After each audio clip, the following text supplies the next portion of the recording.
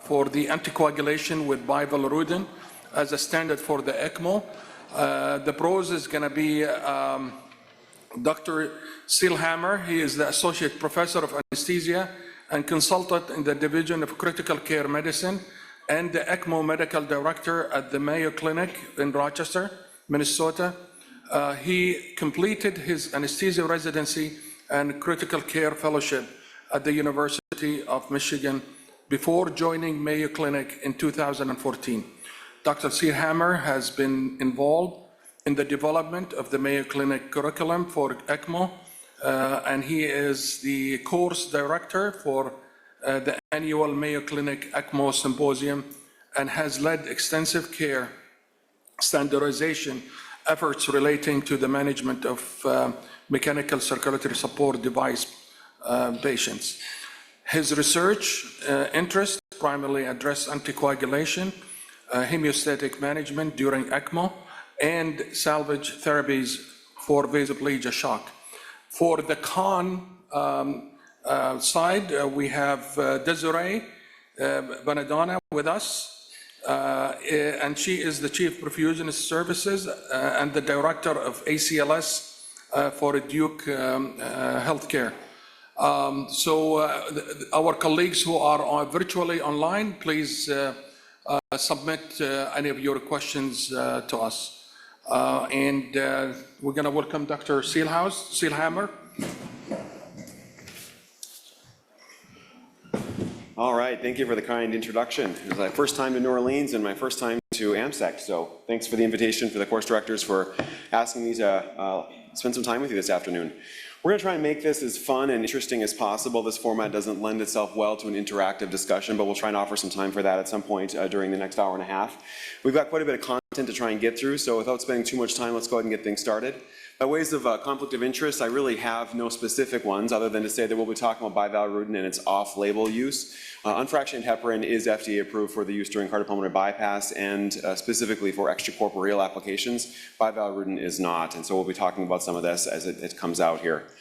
For a format for the next 30 minutes or so, we'll talk some background briefly and then moving on to the concept of systemic anticoagulation, really that why do we need it, what is its rationale for administration in the context of extracorporeal support, specifically spending some time talking about heparin, its nuances and perhaps its disadvantages before moving on to direct thrombin inhibitors, with most of the effort spent focusing on Bivalirudin specifically, and then just a few slides talking about how do we as clinicians actually select an optimal agent. Not a trivial task. I don't have any firm answers for you, but we'll muddle through it together. As far as background, this is a slide that summates a lot of information that is not new to anyone in this audience today, but I wanted to highlight a few things that make this conversation challenging, just to frame what we're talking about today. And really there's the patient itself with a complex systemic disease. These are patients who oftentimes have had trauma, cardiac surgery, maybe they've got ARDS or an inflammatory process. Of course, they're receiving a lot of pharmacotherapy, some of which help to contribute to clot deposition and activation of the hemostatic and immune pathways, and some of which, of course, are designed to prevent the deposition of these downstream effects. The liver is perturbed in a lot of this population for a variety of reasons. And then, of course, there's all this inflammation that is really beyond the scope of the next 30 minutes, but something I would love to chat with anybody willing to hear me out on an off, maybe side back conversation if time permits. As far as the circuit itself, again, you're experts in this as perfusionists, and we're talking about here is the application of the circulating blood volume that is then forced to be exposed to a huge surface area, all of which is foreign. Despite our best efforts to make this, biocompatible, it remains unnatural. The oxygenator itself is unique in the sense that the surface area is just so massive, and so any perturbation in flow parameters through that pathway or activation from the context of blood meeting the foreign surface is very problematic secondary to the oxygenator presence. The pump itself has these very high or very low pressures that are periodically applied in various clinical states, and all of which are disadvantageous, along with consumption of the large von Willebrand's multimers. And then, of course, the low flow connectors. I wanted to really spend just a moment talking about something I like to call ECMO's Virchow's triad. We're familiar with Virchow's triad in a non-MCS patient, but this is a unique population. Of course, all of the derangement of the artificial circuitry circuitry that we are forced to use, and then just the large surface area that we've already spent a moment talking about. Any splice point causes a degree of stenosis or narrowing of your path of blood, will cause turbulence, and that turbulence activates platelets along with secondarily the immune and hemostatic cascades.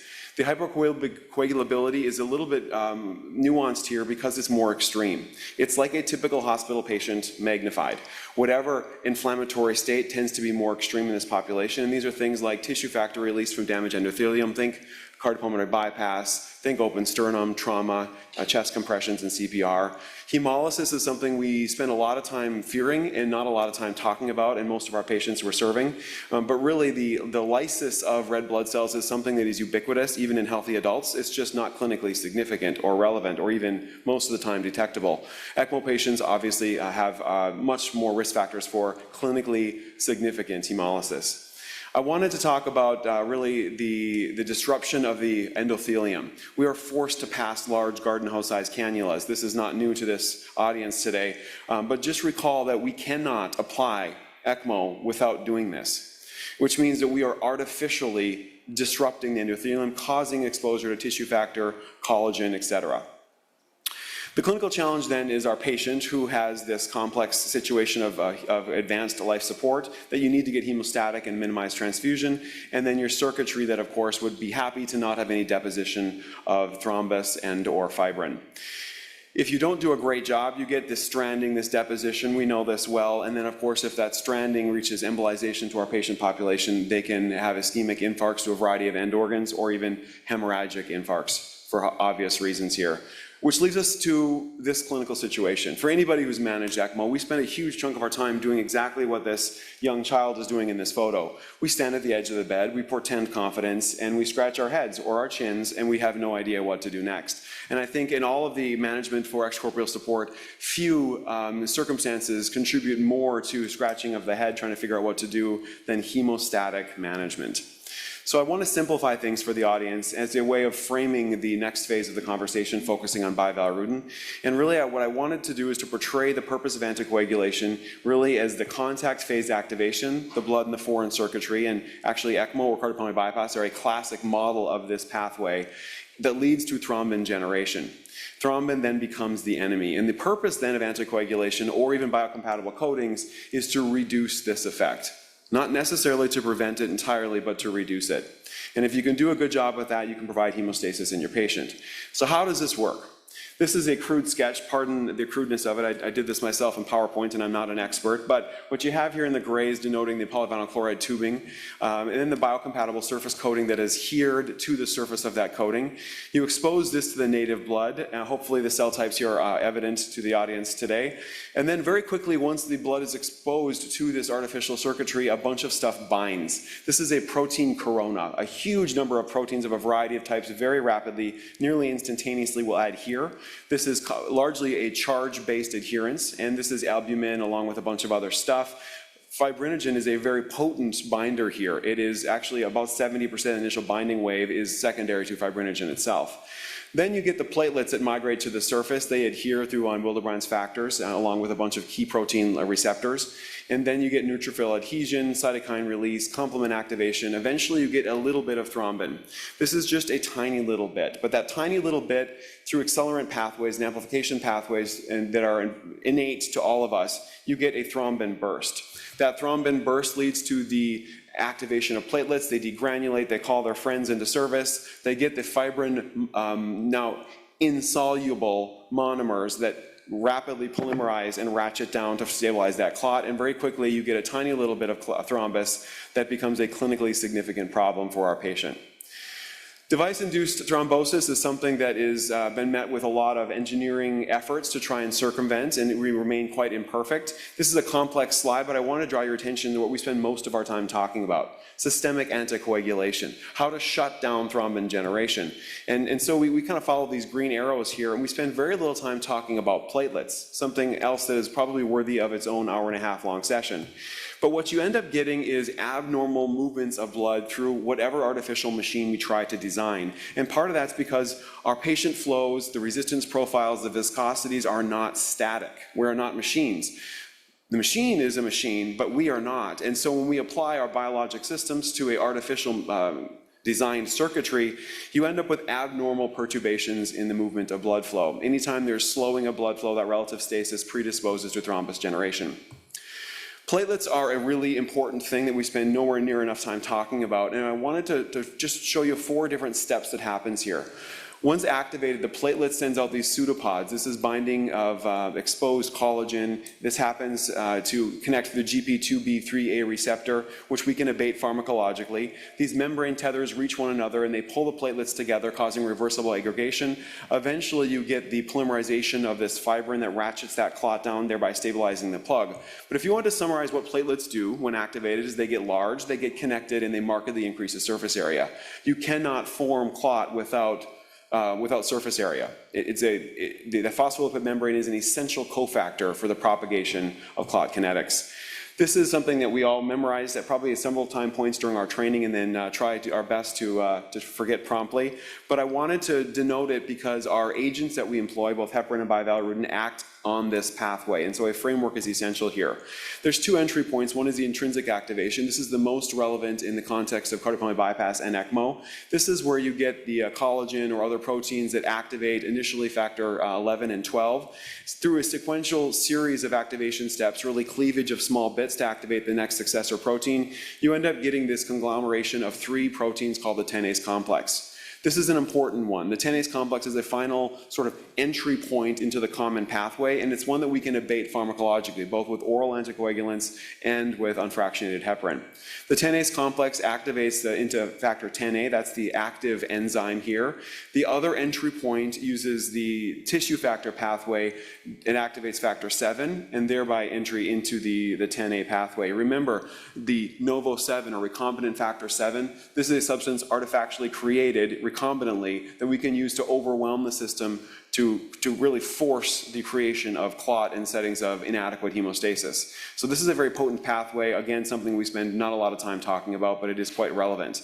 Once you get to factor 10A, this is an important deal here because a single molecule of factor 10A can polymerize and activate the next zymogen precursor 1,000 molecules. So you start with 1 and you get 10,000 within a minute or 2, sometimes even faster than that. And I'll show you a slide to denote how quickly that happens. Prothrombin then cleaves into its active form known as thrombin. Thrombin is the site by which direct thrombin inhibitors act. So bivalirudin or gatraban, they act directly at that common pathway at the end. And once you get thrombin, very quickly you get the cleavage of fibrinogen into these now insoluble fibrin monomers that rapidly start to polymerize. This is a electron micrograph that's been colorized. And so it's technically a sketch, but notice the red blood cells. You can see the size of the platelets there and then all this fibrin stranding. Of course, if it's on the faceplate of our oxygenator, it can look something like this. This is how potent thrombin is. On the x-axis, this is time in minutes. This is human blood samples, and then they're taken out of the body, activated with tissue factor to initiate the clot-forming processes. The concentration on the y-axis is concentration of thrombin. Really, it's just that, concentration. And notice, from just 2 minutes from the activation time point, you get a small little bit of thrombin, and very quickly, within 10 to 12 minutes, you've increased the concentration of thrombin 10,000-fold. So just imagine if you could prevent the creation of a little bit of thrombin, or exogenous pharmacotherapy shut down the action of that thrombus generation pathway that's contingent upon thrombin, you can solve a lot of problems here very quickly. This is another slide that I found really interesting. This is published back in 2019. These are VA ECMO adult patients. Blood samples are collected, same X and Y axis that I just showed you. And this is just patients whose samples are started with clot propagation. Notice the time delay for the control arm. These patients are not on ECMO. They form clot more quickly, or at least thrombin more quickly, but they don't get that super high peak. So an ECMO patient, if compared directly here, this is suggestive that they're allowed to bleed because of the temporal delay to thrombin generation, and they're also unfortunately prone to excess clot formation due to just how high that peak gets. There's another protein called thrombomodulin that can modulate these pathways. It acts through protein C. Suffice it to say that when you exogenously add this, you can shut down the generation of thrombin in most circumstances. But notice what happens in an ECMO patient. For reasons we don't understand, it doesn't shut this pathway down. Suggestive here of one more reason why our patients continue to deposit clot when we don't want them to. So I'll say it one more time, the purpose of anticoagulation really is to control thrombin generation, which leads us to the pharmacotherapy. That's what we're here to talk about today. And let's do an exercise. What is our ideal agent? Well, we'd want this to be wildly effective in shutting down the generation of clot, that is platelet-based and secondary hemostatic cascade-based clot. You'd want it to be free from an immune side effects. You'd want it to be readily affordable and available, and you'd want it to be titratable. That's because our patients need procedures. Chest tubes, central lines, they need to go down for surgical procedures in the operating room, interventional radiology, et cetera. You'd ideally want a linear dose response curve so that you can dial in your intensity really at your leisure as a bedside clinician.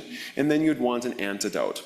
You'd want to be able to just clap your hands and shut down the effect of that pharmacotherapy if possible. If you don't have a reversible agent, you'd want it to have a kinetic half-life that's short enough whereby a reversal agent is not actually necessary. We don't have this yet, and I don't know that we ever will, but I do think that we're getting closer. Let's talk about heparin first, just to try and frame why I think the bivalirudin is a superior choice in the context of ECMO. Just as a reminder, this drug acts indirectly through a second essential protein, antithrombin. Once it binds to antithrombin, it forms a complex, and then it shuts down this pathway at two locations, factor 10A and factor 2A, or activated thrombin. The component activation of each of these two sites varies among individuals based upon subreceptor type physiology, although most feel that the 10A effect is more potent in unfractionated-based systemic anticoagulation. This is a summary slide looking at the advantages and disadvantages of unfractionated heparin. Really, it has by far the greatest available pool of evidence. A recent survey published 2 years ago said that 94% of global ECMO centers who responded to the survey are using heparin-based anticoagulation in ECMO. 94%, with the residual 6% responding as bivalirudin. Not argatroban, the remaining 6% was bivalirudin. One of the advantages here of heparin is that you can give it as a bolus for a near immediate onset, and then you can give it in continuous infusion. It's really widely available at every center that practices medicine globally, and we have a reversal agent. But it doesn't act directly, leading to this really difficult to manage situation of heparin resistance, even relative resistance, because the sensitivity of heparin, when applied to a patient whose care is dynamic, changes over time, requiring constant adjustments in your dosing strategy, which leads to really a lot of assays that have to be drawn, a lot of blood samples, a lot of cost that's expended in trying to optimize our dosing strategy. And then the safety concerns, which I'm sure is not new to this audience with heparin-induced thrombocytopenia. Maintenance dose variation, there's a lot of things that can perturb the sensitivity, but one of the things that I wanted to draw attention to the group is this particular slide. I want to highlight here the porcine and bovine extracts. Our heparin that we use in the United States is derived from one of these two sources, and notice the potency between those extracts. Not just between porcine and bovine, but within porcine and bovine. Your particular drug varies in its potency, and actually quite significantly. So if you have a patient who is finely therapeutic and stable, and your lot for your pharmacotherapy changes, you may lose or gain additional sensitivity, and you have no control of it and no way of predicting it. Just one more reason why it is very challenging to predict. Additionally, heparin binds to over 1,000 other proteins, all of which are unpredictable with fluctuating levels in our body, again, adding another layer of unpredictability to the strategy, meaning constant dose adjustments. Let's talk about assays just briefly, very busy slide. To draw your attention, the limitations of ACT, really best for high concentrations of heparin, and it is perturbed by a bunch of stuff, including fluctuating levels of these zymogen precursors, as well as platelet deficiencies and hypothermia. APTT, many of us feel, is a more accurate reflector of heparin effect, although quite imperfect, but it is non-specific to heparin. It is also perturbed by all of this stuff highlighted there in the blue box.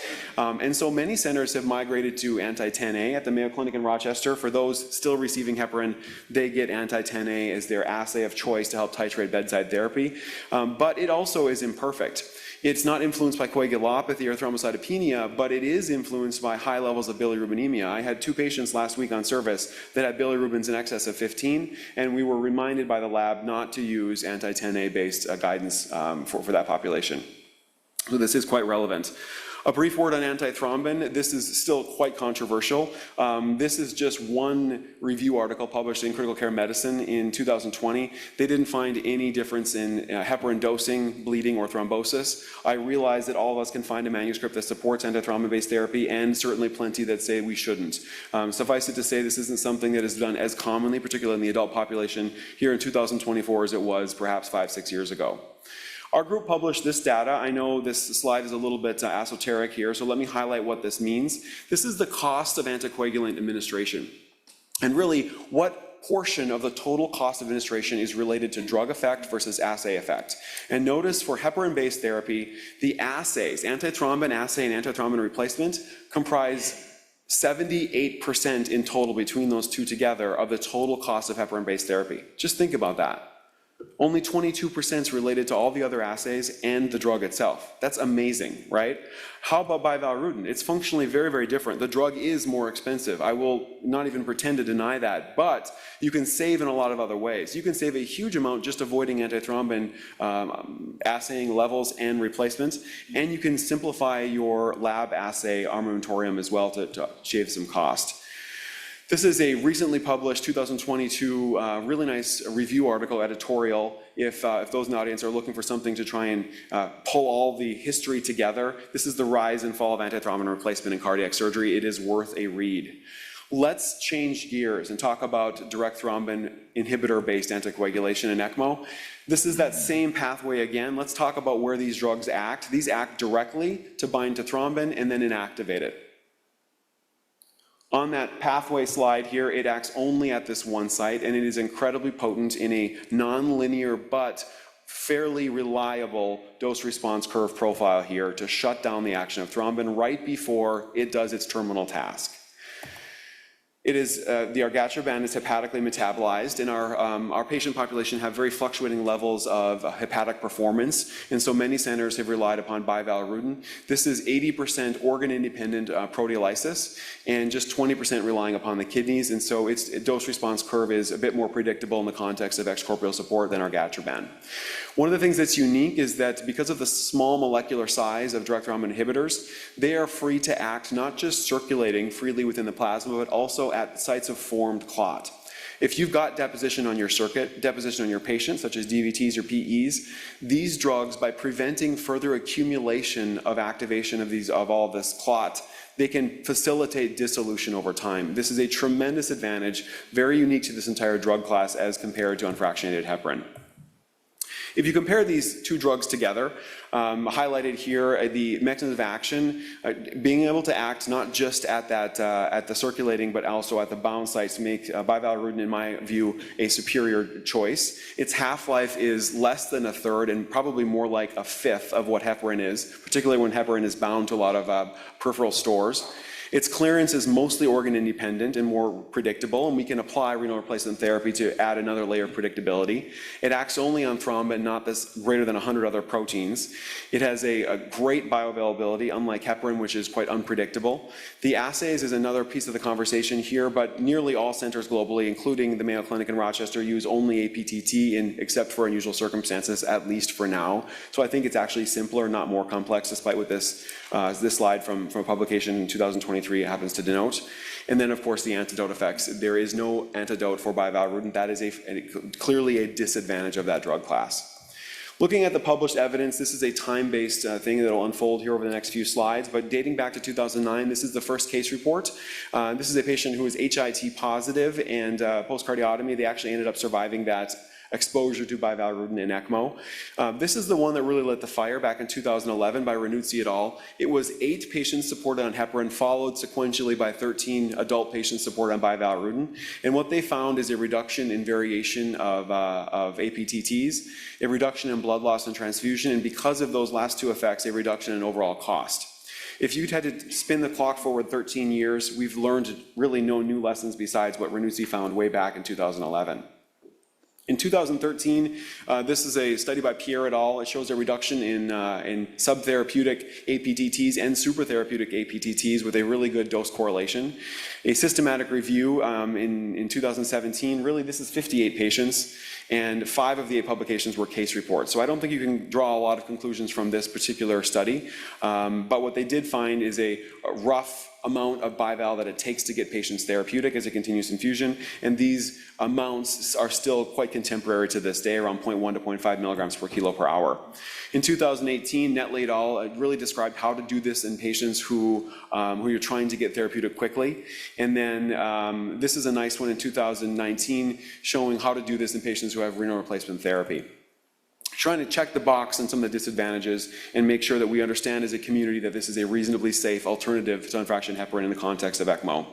Goswami et al. Looking really at pediatric cardiac surgery. He describes this as a drug that circumvents many of the problems with heparin, but comes with its own unique challenges. I think that's a very wise statement. That brings us to the COVID era. Hamza et al. Published a great study in pediatric CCM back in 2020.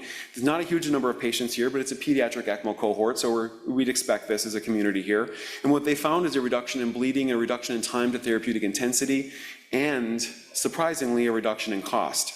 So let's look at that cost analysis. Here highlighted in the sort of orange color is heparin, and then bivalirudin in green. Notice the cost of the main anticoagulant. The parent drug cost is 50 times higher for bivalirudin. But I thought I just said that the cost was lower. Well, how do we get there? We get there by skipping anti-10A, which is actually fairly expensive as compared to APTT. We get there by skipping antithrombin. And so when you compare these in sum totals, the cost of total care for bivalirudin was less than half of those requiring unfractionated heparin. Our group at the Mayo Clinic in 2021 published, to date, still remains the largest patient population exposed to bivalirudin, about 323 adults and just under 100 pediatric patients. We found a big reduction in mortality in the adult side, and it's almost certainly too good to believe. And as first author on this manuscript, I don't believe it myself, but I do think there's probably some signal of benefit here that we're seeing. This is a retrospective study, of course, but the odds ratio of mortality, if you got bivalirudin at the Mayo Clinic between the 2013 and 2020, your odds of dying if you got bivalirudin were 61% lower. I think that's a powerful statement. For pediatrics, we found a reduction in transfusion in the first 24 hours, but no impact on mortality, something we'll have to look forward to learning more about in the future. More recent evidence in 2021 also found similar findings with the really efficiency of anticoagulant dosing. 2021 showed a reduction in mortality, thought to be related to a reduction in the number of lab assays that were required. I think that's a thought-provoking manuscript itself in 2021. I'll leave it to you as an audience to decide whether this is a statistically significant finding or not, but notice the separation between these two groups. The p-value is 0.06, so no difference in mortality. But I would ask the audience what you think of this slide in front of you.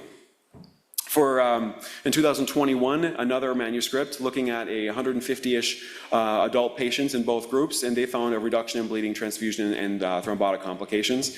Notice the separation here in the probability of clot, of being clot-free. So as you span out to 75 hours, you can see that bivalirudin was statistically and clinically significantly less likely to have clot deposition on their circuitry. And then, of course, a series of systematic reviews. I wanted to show you one that our group published in 2023 in ASAIO. Notice here that this is looking at mortality. Our group dominates the number of patients that are in this particular meta-analysis, as it does in all meta-analysis performed in the last 4 years. And so we are probably contributing to this difference in what we think is a perceived mortality or survival advantage with those receiving bivalirudin. But we can't say this is just an association versus does it actually improving outcomes. We don't know that answer yet. As far as summating the current published evidence, just like I did with heparin, what we think as a community of clinicians and researchers is that it reduces the variation in lab assays, allows us to get therapeutic a bit more quickly. They seem to bleed less, and they cost maybe less than those receiving heparin-based anticoagulant. The impact on mortality, possibly, it's quite thought-provoking, but we don't have a final answer on that yet. It's worth noting its unique pharmacokinetics because of the impact of failing kidneys, which are ubiquitous or nearly ubiquitous in the patients we're serving with ECMO. The monitoring, as I alluded to, APTT is the workhorse. It will continue to do so for quite some time. We can talk offline about eccrine clotting time, the eccrine chromogenic assay, and a few others that are coming online at select centers across the world. We at the Mayo Clinic believe that this is an excellent first-line agent, and then of course it is both indicated and appropriate in patients who have a strong need for direct ROM inhibitor-based therapy such as HIT. There's been an endless number of analyses looking at this in more detail. This is just a really great article published in Frontier Medicine in August 2023. All of these here are meta-analyses. So this is a meta-analysis of a meta-analysis, which I think is awesome. But notice here that all of them favor Bivalirudin, every single one of them. And they differ a little bit in whether they're talking about thrombosis or hemorrhage or mortality, but ubiquitously all of them favor Bivalirudin. As far as implementation considerations, the key here is not to know who to use Bival on, but who not to. Because otherwise, in my opinion, they probably all should at least have a consideration for direct ROM inhibitor-based therapy. So when not to use it? Absolute or relative stasis. For those practicing the cardiac hallway on cardiopulmonary bypass, this is not a great drug. It's not a great drug because that reservoir chamber, that drug, because of organ-independent cleavage of the parent compound of Bivalirudin, making it clinically inactive, continue to take place in the reservoir chamber. So you are losing regional anticoagulant effect while the blood is sitting there, even if it's cooled. Now, in the heart with relative stasis, think a distended LV, LA, poor flow, not venting, that blood also is losing its regional anticoagulant effect, predisposing to clot formation. There are plenty of scary case reports describing this in more detail. You need to know how to deal with initiation of dialysis or even temporary termination, like running for a CAT scan or for an OR trip. How do you deal with Bivalirudin dosing? You need to think about the fact that it's not linear. Particularly at high doses, it loses its response profile. There's some recent publication, just one hitting the publication world a month ago, describing this in more detail. The hemorrhage management at our center, the second they start to bleed, if they're on Bival, and we think it's a clinically significant bleed, we just pause the drug. There is no antidote. We don't want to wish we had 25, 60, hour and a half minutes later. For low flow states, something you need to think about while you're doing clamp flash trials, trial offs, you need to think about an alternate therapy that doesn't lose that regional anticoagulant effect. So when do we use it? We use it as first line. That still remains controversial, but that's what we do at the Mayo Clinic in Rochester. About 80% of our patients receive Bivalirudin on the adult side, similar in the pediatric side, with only those not receiving it having contraindications to its use. We think that it's a superior overall anticoagulant because it acts further down that pathway, and we have seen clinically the dissolution of clot over time, and there is a actual drug action effect that is plausible to describe why this is happening in our patient population. So I think it comes down to choosing the lesser of two evils. The punchline here is that the perfect drug doesn't yet exist, and really what not to use drug A versus drug B is the key piece here. And for heparin, really it's heparin-induced thrombocytopenia or relative and or absolute deficiencies in antithrombin. For Bival, think stasis, antiphospholipid syndrome, but overall Bival is easier to dose, easier to get therapeutic, more quick to get therapeutic with less of these extreme perturbations as compared to unfractionated heparin. That is fairly mature in the literature at this point. One of the things that makes it easier is because the number of assays designed for heparin. This is a summary slide that I pulled together looking at a huge number of publications published in the literature looking at goal intensities based upon what type of support they're on. And you can use ACT, you can use anti-10A, you can even use viscoelastic assessments like a Kale and TEG-R time. But with Bivalirudin, you get to use that blue box, APTT. Maybe that's more crude, probably it is, but it also is quite a lot simpler versus pick your poison, choose the assay you like, ignore the ones you don't. I think protocolization is incredibly important, so think about your configuration. Have you achieved hemostasis? What are the contraindications or relative indications? And that's unique to each of these two drug classes that we've talked about. Think about what assay you're going to use and how frequently you want to repeat your assays. And then you should really titrate your drug based upon deviation from your desired intensity. This is just a publication of heparin-based anticoagulant, just describing how deviation from your desired endpoint can be titrated as a percentage of adjustment. Really, if you're further from your desired point, you adjust your dose more significantly. I think that's obvious to all of us here in the room. You can develop the same thing as many centers have for the use of Bivalirudin, and then of course you revisit things along the way. Our guideline matured since 2016. At that time point, we really used published retrospective data in the non-ECMO and a small number of case reports and small series in the ECMO population to build our first generation guideline. It was intentionally conservative. In second generation in 2018, we had 26 adult patients that we were able to generate a renal dose table so that when you start your drug, you use your estimated GFR at that time juncture to pick your starting dose to get you therapeutic more quickly. In 2020, we increased the number of patients, and then we added some fine tuning of that profile, and now we've exceeded 700 patients across the Mayo enterprise exposed to bivalirudin, with 150 in the pediatric side. Algorithmic-based dosing is important. I'm not going to read this to you, but this is just a cover slide of how we choose when to start our drug. And then we apply it to these tables like this one that use estimated GFR for a starting dose. Notice that CRRT is also listed as one of the denotation points because such a huge number of patients on CRRT immediately when we're choosing to start the drug. And then, of course, your deviation from your desired point is where you titrate the drug to. And this is a slide on how we do this in bivalirudin. As far as our experience using a protocolized approach to bivalirudin, a marked reduction in time to therapeutic for those patients who are algorithmic dosed bival versus pharmacy dosed bival, with a huge reduction in the number of dose adjustments as well, and an improvement in mortality and complications. And we're not alone in this. This is just published in 2023. They did just what we are describing here. They built a protocol. They had already been using bival in ECMO patients. They built a protocol, and then they studied the two groups, before and after, and they found better in every metric, the same things that we found, more quickly to get therapeutic, less of these perturbations. How about the high versus low argument? This isn't unique to bival. This is across the spectrum of ECMO management, and I don't have any answers for you, but I will show you this slide. This looks at high versus low. High is on panel A, and low is panel A, high is panel B. Really, there was no statistical difference between how often these patients bled. If you look at the source manuscript, also true for how often they thrombosed and their mortality. We just are not able retrospectively to find a difference on high versus low APTT. I think a huge part of this is because it's almost exclusively retrospective data. We as clinicians are choosing a high or low strategy due to a variety of data points that are not collected for a retrospective study. We are fulfilling our own prophecy here, but we're doing a pretty good job of it, I think, overall. So take-home points, final slide. I think controlling thrombin is the key here, and using systemic anticoagulation is an essential component for that, at least for now. This isn't an absolute, something we can talk about later on. Heparin is the most common, but it is not the only viable drug, and in my opinion, direct arm inhibitors, specifically bivalirudin, is superior. And it's not just better, it's also easier, which I think is reason enough to use the drug. All right, that's all I have. Yeah, that's a lot. Thank you very much, Dr. Seelhammer. We will have the Q&A after Desiree present us with the counsel. Desiree? Yes. Q&A at the end. Yeah.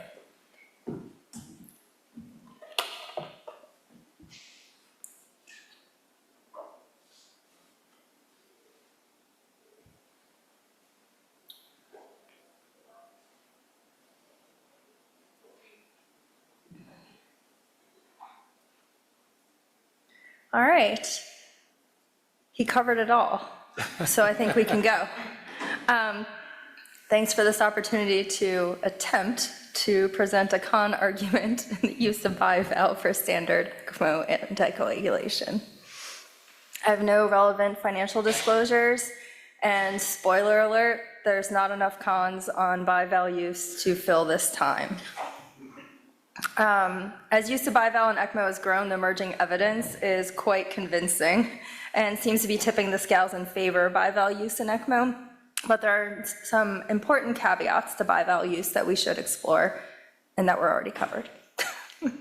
So some downsides to bival use include provider unfamiliarity, limited data availability in ECMO, a lack of reversal agent, supposedly expensive. It increases the patient INR and also does have a plateau effect. Renal and dialysis clearance can impact our dosing of this drug, and it is quite ineffective in areas of stasis. So provider familiarity with bival can pose a challenge. Heparin has been used in ECMO anticoagulation for decades, and most in the ECMO community are still very comfortable and using heparin as their anticoagulant of choice. There are a plethora of monitoring tests and assays used for heparin anticoagulation, from ACTs, APTTs, anti-10A, ROTEM, and TEG, as previously discussed. However, this alone can lead to confusion in how best to monitor anticoagulation in these patients. Similarly, there are even more heparin titration algorithms based on these plethora of tests available, which reflect a wide variability in management of anticoagulation and ECMO in general. Also even recommends that for the monitoring of heparin anticoagulation, more than one method is probably necessary, but they do go on to state that multiple tests multiple times a day may become quite confusing, not to mention expensive and a little rough on blood conservation measures. So for a drug we have used for decades, there's still no clear consensus on how to use it. And then throwing in another option such as Bival may lead to more provider confusion. So we do need to provide education for our staff on how best to use this drug. Many folks will cite the limited evidence and data available on Bival use and ECMO as a con. A quick PubMed search of heparin plus ECMO yields 1,075 results, whereas the same search for Bival plus ECMO yields only 126. There are fewer than 20 comparison studies and less than 10 meta-analysis of Bival versus heparin use in ECMO. The remainder of the publications are review articles, case reports, and small single-center case series. Despite the limited volume of published data on the use of Bival and ECMO, nearly every article demonstrates safety and efficacy equivalent to or surpassing heparin. This includes the recently published SIO article with a familiar author to quote their findings. Those who received heparin were more likely to experience circuit-related thrombosis and die compared to those who received Bival. There were no difference in major bleeding events between heparin and Bival recipients.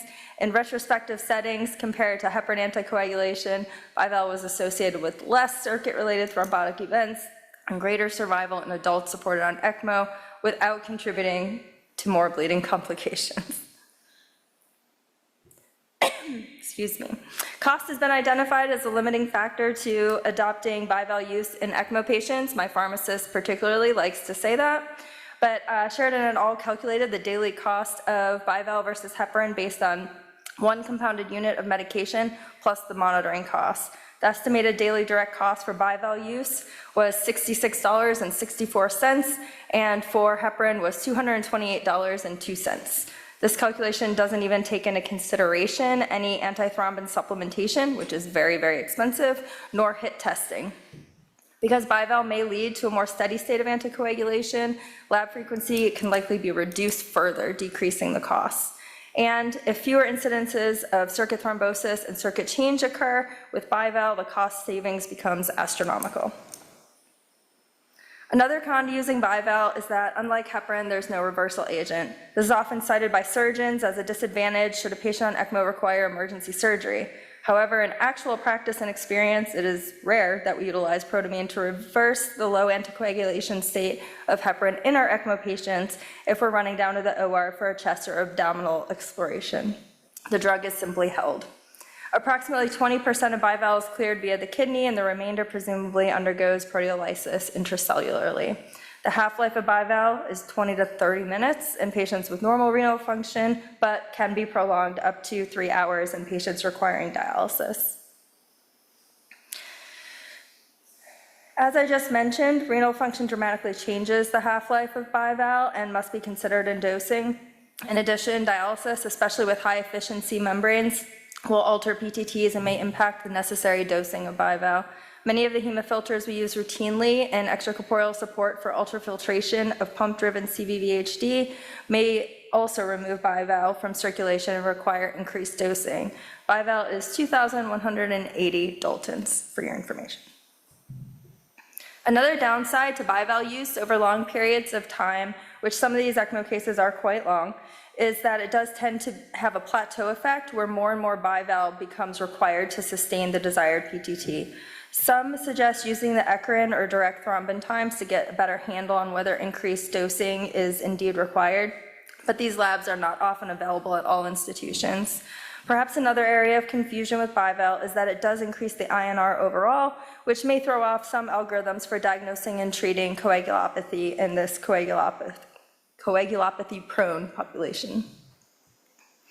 The largest con to Bival use in ECMO, in my opinion, is its ineffectiveness in stasis. I find this overall to be less concerning in adult ECMO than pediatric ECMO. as typically our adult ECMO circuits are single pass and do not contain multiple access sites where blood is stagnant or shunts with potentially very low flow. In adult ECMO, this becomes concerning on the patient end when we have no native ejection or we create areas of low flow by placing a surgical vent.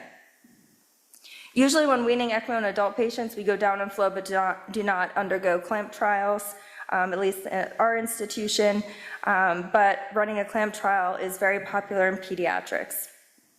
If a clamp trial was to take place, there are centers that use a heparin bolus just prior to the trial, or centers that initiate a heparin drip to both the patient and the circuit. I've heard 20 units per kilo is pretty typical when initiating those drips at the same time.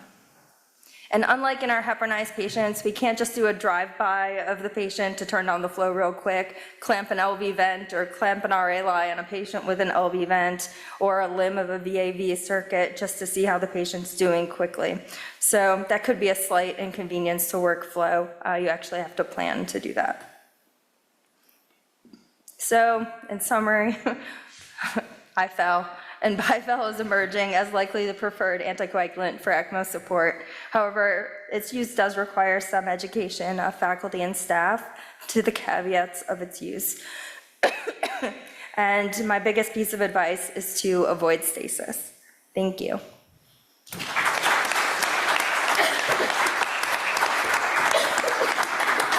I would love to hear from the audience what your perspective, you guys, and what's your experience after this wonderful review? So can we have some comments, questions?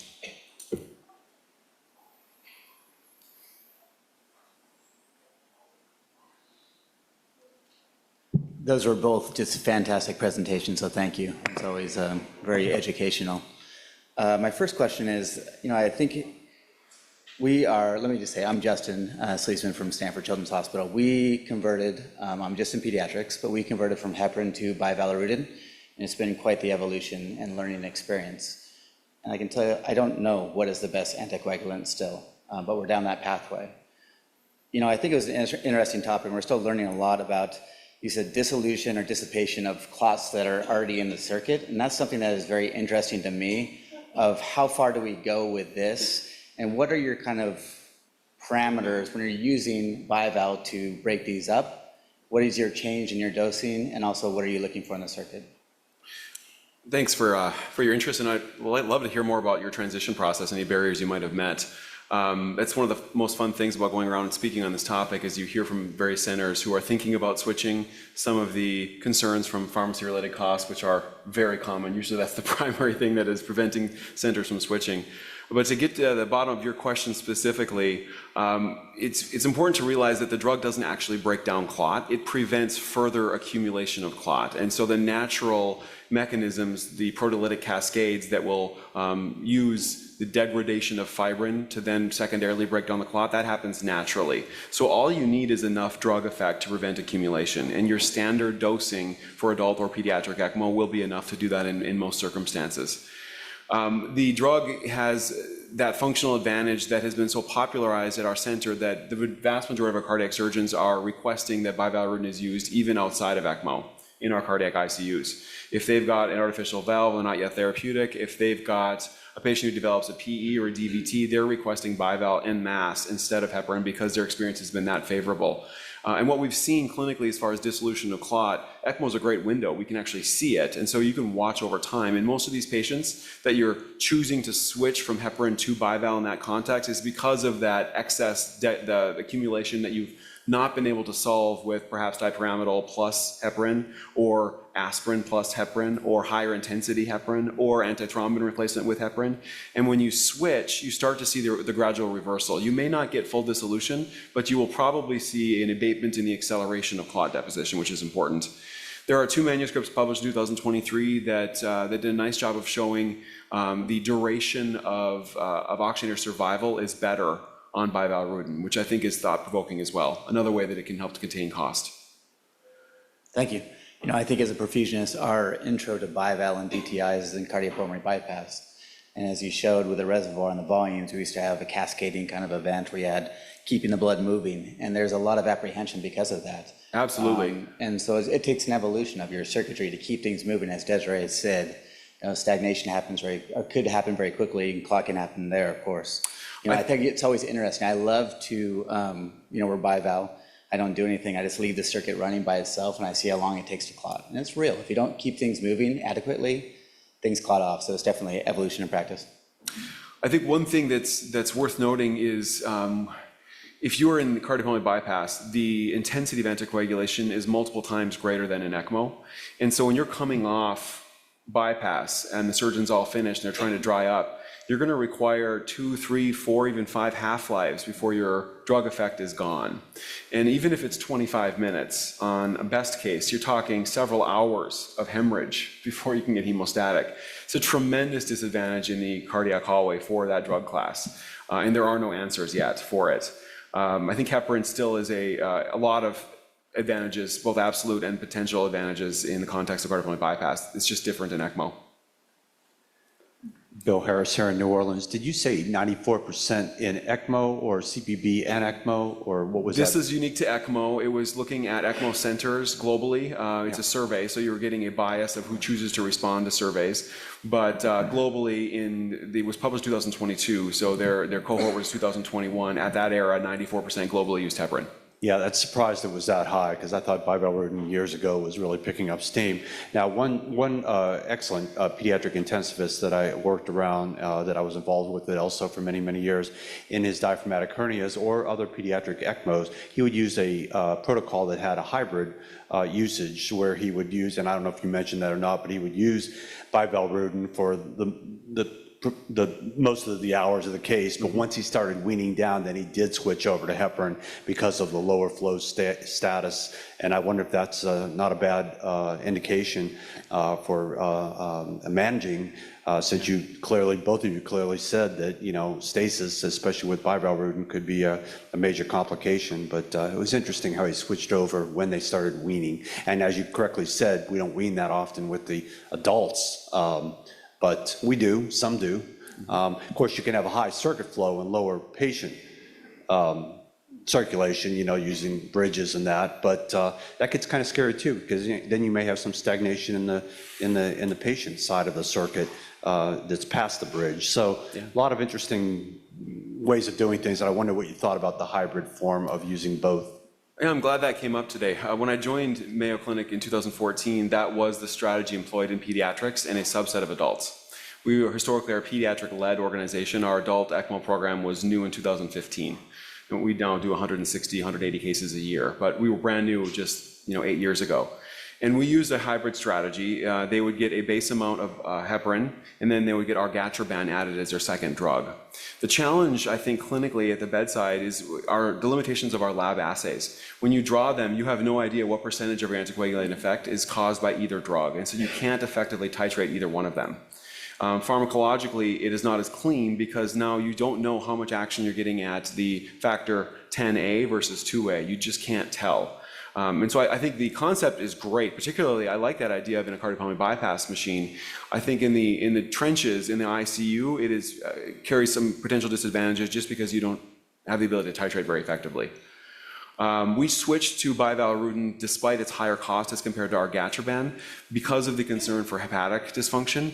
And I think that's worth spending a moment talking about. If you think about the liver, we have the ability to assay leakage of enzymes. We can detect clinically significant degradations in its synthetic performance, but we have no way of ascribing its metabolitic capability, its ability to cleave drug.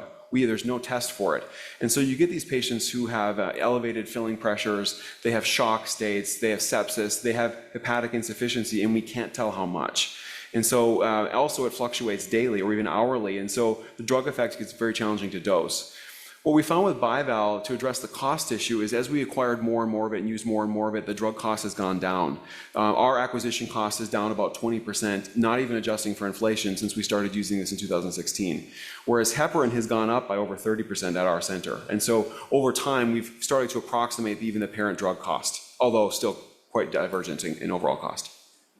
Just one last question. Did you show a slide on circuit changeouts using both bivalirudin versus heparin? Did either? I didn't. I'm happy to talk about it. We had to build all of these guidelines as part of our standardization efforts. And what this involves is thinking about how long you're going to be without flow. If that perturbation is in the order of several minutes, the likelihood of deposition is extremely low. The drug still has a 25-minute or longer half-life. And so if you're doing a transient, Hoffman clamp on something to reduce the flow, or to clamp, or a clamp flash, or to cut out a segment, it's okay to do that as long as you're at steady state. It's really the more sustained and periodic clamp flash trials or sustained relative stasis that I think is more concerning.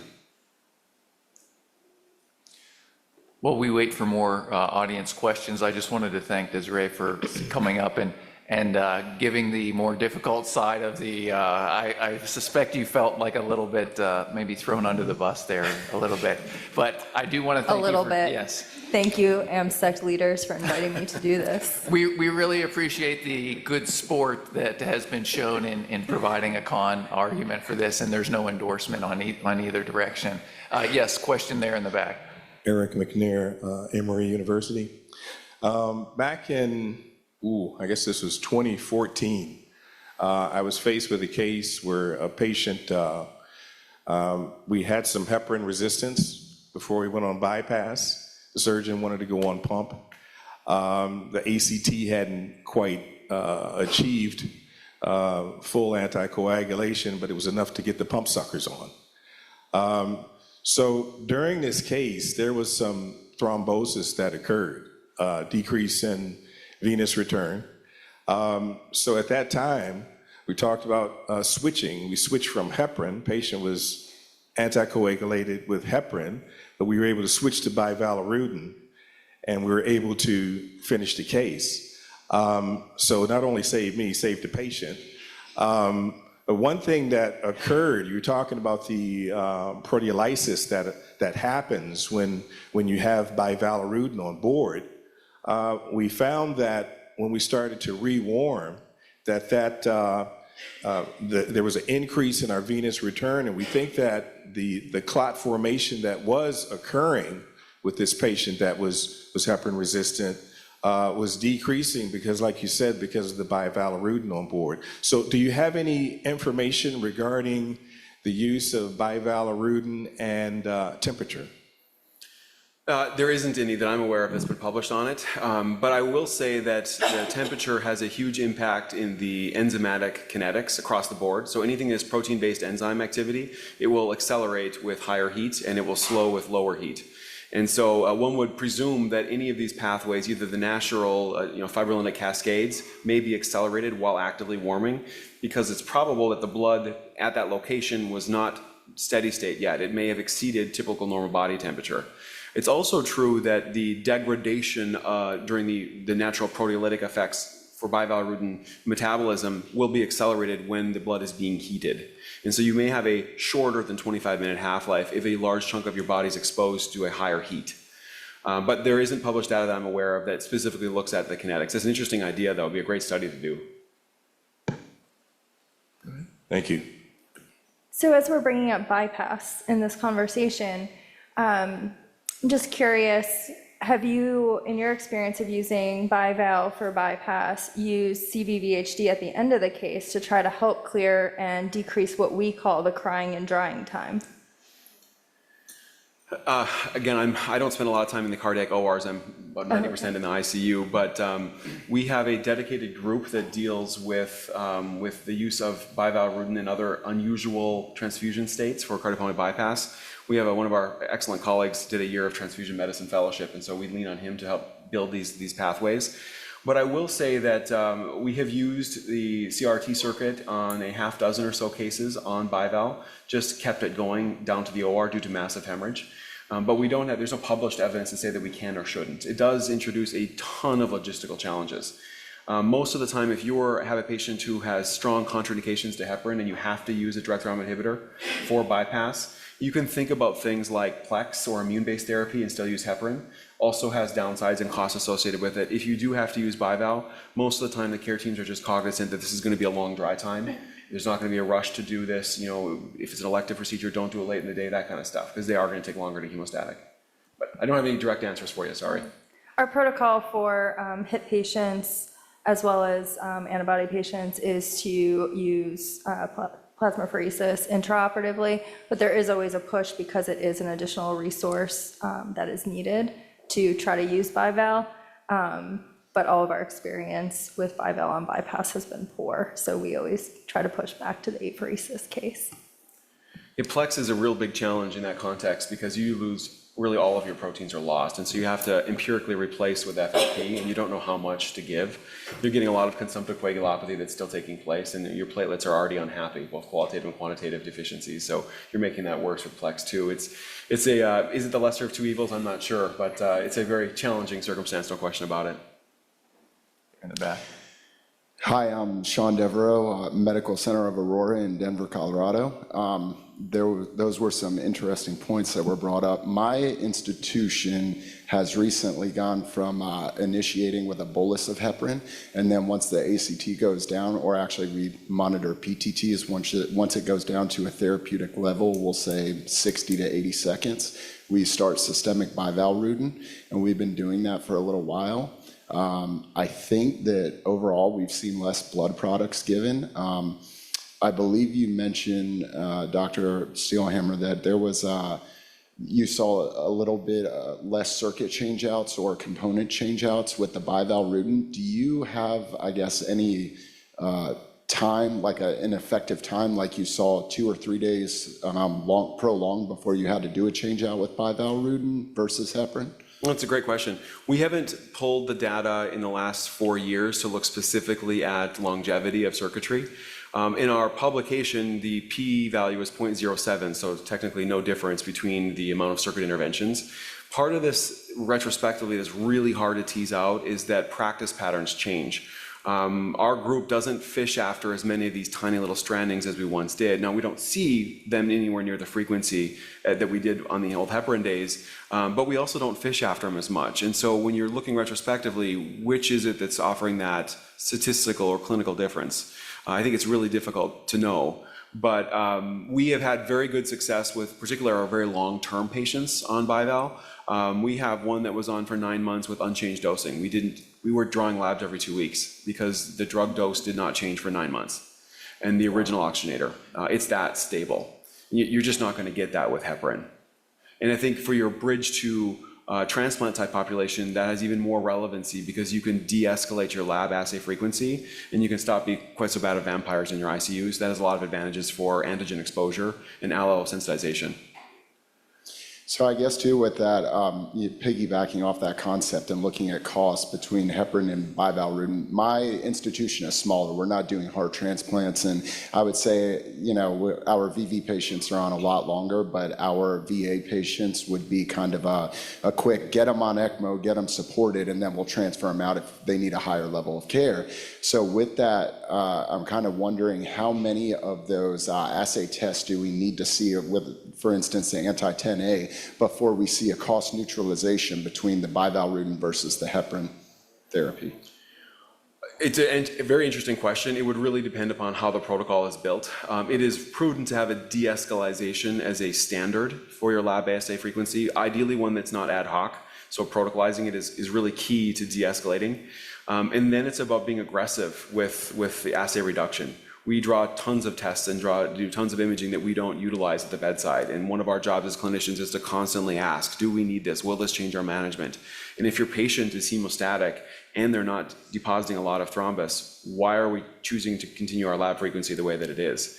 I think it requires a lot of education for the care teams making the decisions for ordering assays and bringing up the question whenever the team formally rounds. Our ECMO specialists now present a portion during our daily rounds and our nightly rounds where they specifically ask about assay frequency and about target intensity for anticoagulation. I think that has borne a lot of fruits for reducing the frequency of assay monitoring.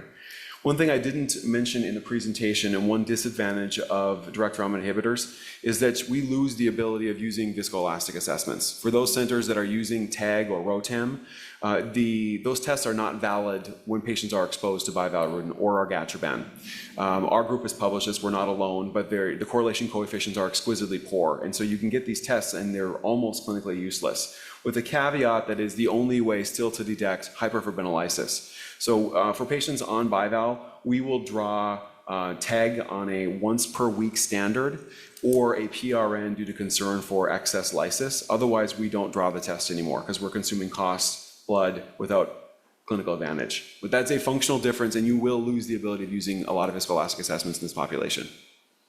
Understood. The last comment I'll make is it's interesting. So I've only been in the Denver area for 3 years. Prior to that, I was in Los Angeles, and I spent about 7 years there. One of the biggest differences that I saw was with the oxygenator itself. It's very fascinating that whenever you're at sea level, you have higher pressurization, as we all know, but that affects the PaO2 levels that you'll see in the oxygenator, especially whenever a patient is on ECMO. So by going to a higher elevation, you have less pressure, therefore there's less PaO2 coming out of an ECMO oxygenator, even at an FiO2 of 100%. So for us in our practice, we have a disposable always set up. We only use cardio help, so you can't change out component by component. That's an expensive change out. So anything we can do to preserve the integrity of the circuit itself, and like you said, prevent stasis and have higher flows and whatnot, that goes a long way to our cost benefit analysis. If we can even, stop one change out or two change outs per year, that's significant cost savings for us. Yeah, absolutely. I think what we really need is we need prospective data to actually settle this, because right now we're relying upon retrospective data, and it's fraught with challenges. Time changes quickly, and when you try and peel back multiple temporal cohorts and compare them directly, you're going to make mistakes and draw unwarranted associations. So I think this is a call to arms for not just those in the audience, but for intercenters that you're aware of. We need prospective data here. There are 2 registered trials on clinicalcare.gov for prospective bivalve versus heparin trials in adult ECMO patients. Our center in Rochester is finishing the final buffing phases. It's already funded to do a prospective trial ourselves as well, but we need multi-center, multinational data here to settle this definitively. Otherwise, I can't say with any certainty that you will be able to reduce your changeouts of your circuitry, or that you can save money, or that you can reduce transfusion or any impact on mortality. We just don't have that data yet. Thank you. Harry McCoy, Cedars-Sinai, Los Angeles. Thank you very much for a wonderful presentation. So at Cedars, we do a lot of transplants. We do about 130 hearts, probably like 85 lungs a year. And we do very complicated redos. Bridging from ECMO to transplantation, do you have much data with ECMO to bypass in the complicated redo cases in transplant centers? The short answer is yes. We also do very complex, redo type procedures commonly in our population. Our transplant volume has increased 3-fold in the past 2 years, and so we're doing a very similar quantity of the numbers that you're describing as well. For our patients who are steady state on bival, in the context of ECMO as bridge to transplant, they will end up getting the drug terminated 2 to 4 hours in advance of their transplantation, if time permits. They will get heparin for their bypass run, if indeed they get cardiopulmonary bypass during their transplantation.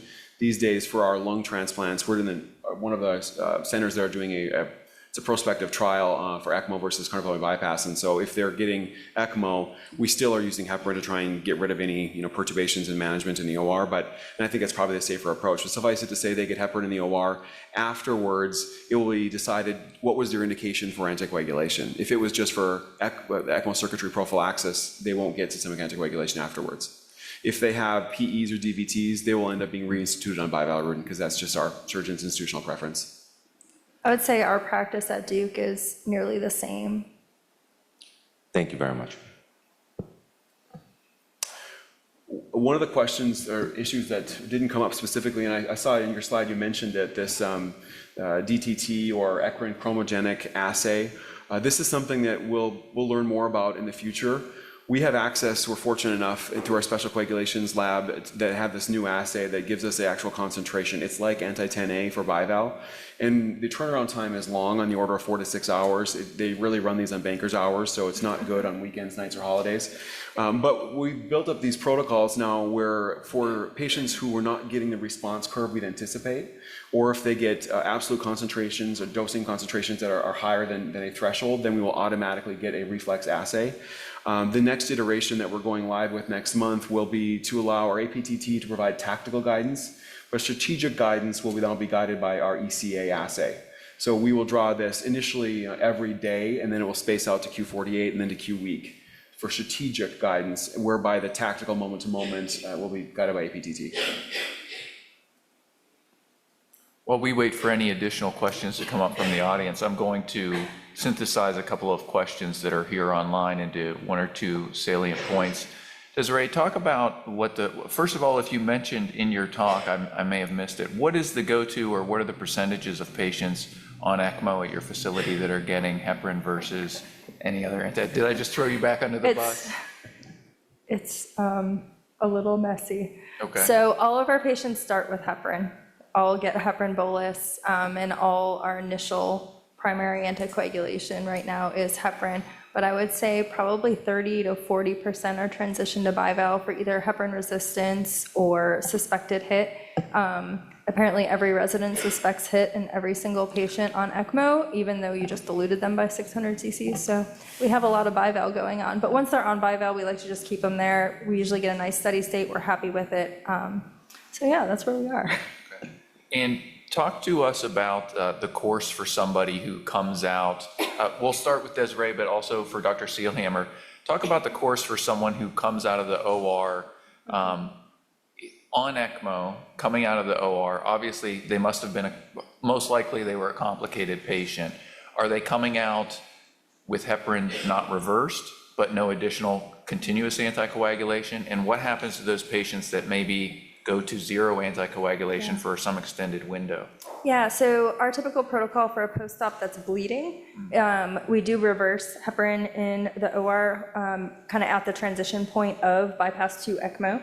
And then we like to monitor for 4 to 6 hours, chest tube output, et cetera. And then we start at 500 total units per hour of heparin. For those patients, we call it chicken heparin, and see how they do. If they, over 4 to 6 hours, are not progressing to life-threatening bleeding, then we progress to our normal algorithm and dose based on weight. And then if it was a patient that, for any reason, would require bivalve, that would usually be the point where we would switch. And Dr. Seelhammer, what about for your facility? We use a threshold of blood loss per hour, really adjusted on a per kilo basis to be flexible for adult and peds to ascribe timing for anticoagulant start. And so once they arrive, they also get partial reversal, usually not full reversal coming off of full cardiopulmonary bypass levels of anticoagulant intensity. And once hemostasis is achieved, we will await a normalization of APTT first for bivalve. And the reason why that's important is because there is a lot of sensitivity to zymogen precursor deficiency. We don't know as much about it for heparin, oddly, but we do know enough about this for DTIs. And so if you pick your anticoagulant start before getting a new base steady state, you won't be able to figure out what is 1.5 to 2.5 times normal. That's your target intensity. You may be picking the wrong number. And so we really want normalization of that first. Truth be told, we are very aggressive in trying to use as little of anticoagulant as possible.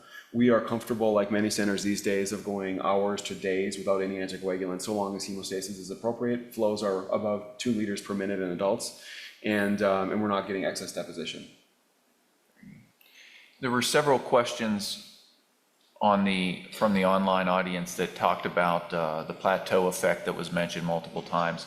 Do you feel like that's an advantage? Again, this is for Desiree or Dr. Seelhammer. Do you think that's an advantage? How often do you see, outside of the initial window, how often do you see patients over anticoagulated? And maybe because you both have so much experience on this might be patients coming in from outside facilities or the odd outlier.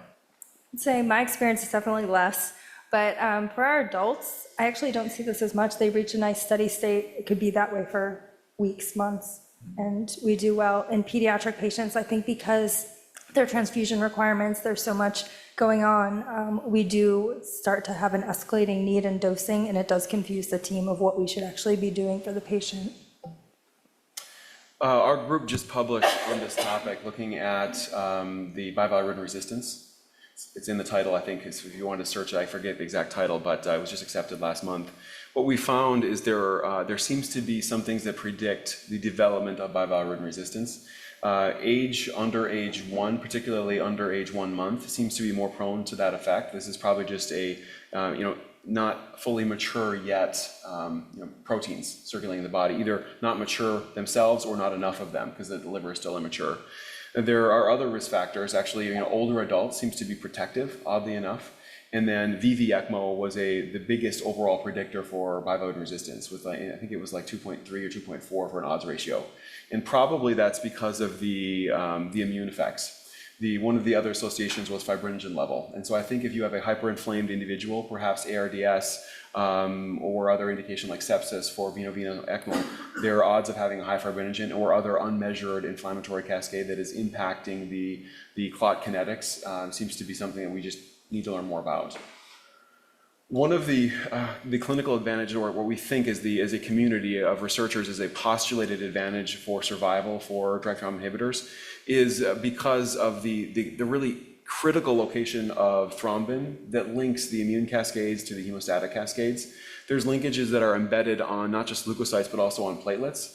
And suffice it to say that there's an odd stirring of the pot. When thrombin levels go up, you get, unfortunately, activation of these other two pathways in a very difficult to predict and to control fashion. And by decreasing directly thrombin levels, or the action of present thrombin, you seem to be able to shut down some of the inflammation at the microcirculatory level. Okay. Did you have something to add? No. I was also wondering, both of you had mentioned either the protocolization. Certainly my facility doesn't have the experience with the volume of ECMO, but we have had good results and good experiences with having a pharmacy-driven anticoagulation strategy. What are your thoughts, especially in facilities that don't do as much ECMO as others, who's the best person to be driving a protocol-based or algorithm-based anticoagulation? Either or. I think if you protocolize it or make it algorithm-based, you don't need to have a person driving it. And I think that's the benefit if you have enough evidence to create your algorithm. So right now we have great algorithm for heparin. We do require provider order just as like a safety, but it doesn't require like a whole lot of conversation about how we dose it. For bival, we're still in the phase of there's a lot of talk. And I think if we can get to the point where Mayo is, where we can put in a nice algorithm, you take the people out of it. And then when you're comparing your results, you don't have that human factor as well. And you can actually see what the drug is doing. Very good point. We've empowered our ECMO specialists. So now that we've developed these protocols, our ECMO specialists are titrating the drug in real time for us. We don't actually have that conversation. We will have the conversation of intensity targets, which is provider specified, but the actual turning of the knobs for intensity on a drug dosing to get therapeutic is done by our ECMO specialists without our involvement at all. That's great. And that frees up a lot of resources at each facility. It does, and anything that we can offer our ECMO specialists helps to satiate them as far as autonomy and independent practice. Very good.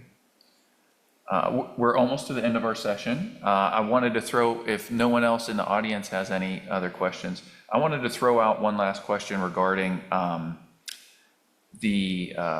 well, I lost my train of thought. Kareem, do you have any questions? Listen, you asked all the questions that needs to be asked. Okay.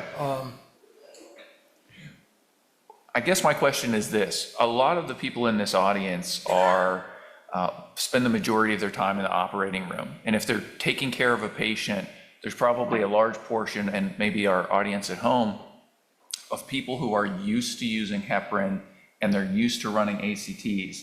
And I think that there's not very much appreciation for the fact that, as you stated, you're really almost looking at a log-base 10 difference in the level of anticoagulation. Could each of you talk briefly about if there's you really can't compare, there's no ACT level that would compare to an APTT level. Is that correct? Is that an accurate assessment? Could you expand on it a little bit? So we did a whole QA project on this back in I think it was 2009, looking at ACTs versus PTT, and ACTs are crap at that level of anticoagulation. Also, you have to draw them more frequently. You wind up with more titrations, more swings in your steady state. It's actually a really bad test for low-dose heparinization. So we totally ditched it and went to a PTT algorithm with occasional 10As and then spot checking thrombin every now and then. But now we don't replace antithrombin, so we probably shouldn't check those at all anyway. So I think, unfortunately for the perfusionist, you have to learn all these other assays. They're really important. So Desiree, if I could summarize your suggestions for me, I'm at a facility where we don't do much ECMO. If we come out of the OR on ECMO, I shouldn't be afraid that my ACT doesn't look what I would consider to be therapeutic. I should instead maybe consider doing an APTT. Yeah, the ACT is influenced by so much, your platelet count, fibrinogen, all of these things. And so you really do want to start looking at other assays to help you. Okay, very good, thank you. Justin? Thank you. You know, we talk about, 6%, but more centers are probably going to Bivalirudin in time here. But I think it's a little bit misleading because I think we all bookend, or the majority bookend with heparin to make us feel comfortable. Once we're at our steady state of a PTT of a certain value, we're starting on Bivalirudin. So it seems to be more of a hybrid approach really than Bivalirudin. I just have a question for both of you too. Then if we're removing ourselves from heparin, I think really where we see this, right, is the bookending in the beginning and the end. What are you doing in the end of the ECMO run? Say you have a successful patient that's coming off, and you say you're tasking your specialists. Where are they going with their titration of Bivalirudin and your target values for PTT before coming off? And then how do you do the timing with the physicians to decannulate? So if I'm understanding the question correctly, how do we adjust our dosing strategy near the terminal phases of ECMO care? I'm an adult intensivist. I don't handle directly the pediatric population, so I can't speak as sophisticated to the same extent for the pediatric group. But on the adult side, we will define full flow as anything above 2 liters a minute. And so above that, there is no adjustments in our target intensity. Below 2 liters of flow, we have a protocol that ensures that we are with an APTT of 60 to 80 if we're below 2 liters of flow. And if we're below 1 liter of flow for anticipated duration of longer than 1 hour, we necessitate heparin administration in that context. Which kind of is how we handle our clamp flash trials and our trial offs. Truth be told, we don't do as many clamp flash trials or trial offs as we once did. We just get to lower flows. As far as when we make the decision to finally just terminate care, for our VA ECMO population, these are by and large decannulated in the operating room so we can have a primary arterial otomy repair by our cardiac or vascular surgeons. And so for those patients, they come all the way off anticoagulant on call to the OR. For our veno-venous ECMO patients, we will dial in what is 3 to 5 half-lives of Bivalirudin and time the discontinuation to have full abatement of clinical effect prior to coming off. So typically 2 to 4 hours, depending upon whether or not we're using renal replacement therapy. So I do both peds and adults. I would say on the peds side, we lean towards a bolus of heparin for our clamp trials. And we do try to minimize the time of those so that we're at lower risk. We've had horrible consequences when this hasn't been done. And then for our adults, I think a pretty similar approach. VV ECMO, we just try to time the anticoag off either drug for decannulation because you're not changing your flows. And then all of our patients that are VA ECMO are going to go down to the OR. So we're pretty comfortable with taking them down, doing a heparin bolus if needed for any clamp trials, which we don't often do full clamp trials. Thank you. Yeah, we've done a few patients, I don't know if you've seen literature on retrograde flow and just leaving the bivalve in place, but we've done that a few times on larger patients. It's been successful, but it's an interesting approach to kind of minimize chasing your tail in kind of the end stages of ECMO. I guess, this has been really an outstanding discussion, and, on behalf of my co-moderator and myself, thank you both for your valuable information. I guess we're concluded for the day. And thank you very much. Appreciate it.